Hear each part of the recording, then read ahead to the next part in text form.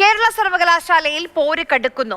രജിസ്ട്രാറുടെ suspension പിൻവലിച്ച നടപടിയിൽ സിൻഡിക്കേറ്റിനെ suspend ചെയ്യാൻ ഗവർണർക്ക് അധികാരമുണ്ടെന്ന് നിയമോപദേശം. രജിസ്ട്രാർ KS അനിൽകുമാറിനും ജോയിന്റ് രജിസ്ട്രാർ P ഹരികുമാറിനും സസ്പെൻഷൻ ഉറപ്പാണ്. കൂടുതൽ നിയമോപദേശത്തിന് ശേഷമായിരിക്കും കൂടുതൽ നടപടിയെടുക്കുക. പ്രശാന്ത് കൃഷ്ണ വിവരങ്ങളുമായി നമുക്കൊപ്പം ചേരുന്നുണ്ട്. പ്രശാന്ത്, അതായത് ഗവർണർക്ക്, ചാൻസലർക്ക് അധികാരമുണ്ട് എന്നുള്ളതാണോ നിയമോപദേശം? അതെ, തീർച്ചയായും സിൻഡിക്കേറ്റിനെതിരെ നടപടിയെടുക്കാനുള്ള അധികാരം സർവകലാശാലയിലെ ഏറ്റവും ഉയർന്ന പദവിയിലുള്ള ചാൻസലർക്ക്, ഗവർണർക്ക് കഴിയുമെന്നാണ് നിയമോപദേശം.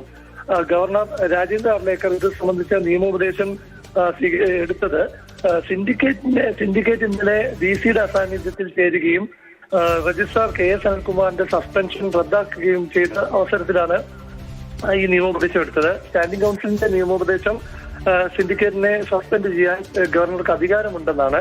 അതേസമയം തന്നെ രജിസ്ട്രാർ KS അനിൽകുമാർ ഇന്ന് സർവകലാശാലയിലെത്തി അതേ രജിസ്ട്രാറായി ജോലി തുടങ്ങുകയും ചെയ്തു. അപ്പോൾ അതും നിയമലംഘനമായി തന്നെ കണ്ട് സസ്പെൻഷൻ ഉറപ്പാണ്. അതായത് അദ്ദേഹത്തെ സസ്പെൻഡ് ചെയ്യാൻ തന്നെയാണ് ചാൻസലർ ആലോചിക്കുന്നത്. ഒപ്പം തന്നെ ഇന്നലെ VC യോഗത്തിൽ നിന്ന് ഇറങ്ങിപ്പോയ ശേഷവും ആ യോഗത്തിൽ തുടർന്ന ജോയിന്റ് രജിസ്ട്രാർ P ഹരികുമാറിനെതിരെയും സസ്പെൻഷൻ നടപടി ഉണ്ടാകുമെന്നാണ് രാജ്ഭവൻ വൃത്തങ്ങൾ വ്യക്തമാക്കുന്നത്. ഏതായാലും സിൻഡിക്കേറ്റിനെ സസ്പെൻഡ് ചെയ്യാൻ അധികാരമുണ്ടെങ്കിലും താക്കീത് ചെയ്യുന്നതടക്കമുള്ള ആലോചനയാണ് ഇപ്പോൾ നടക്കുന്നത്.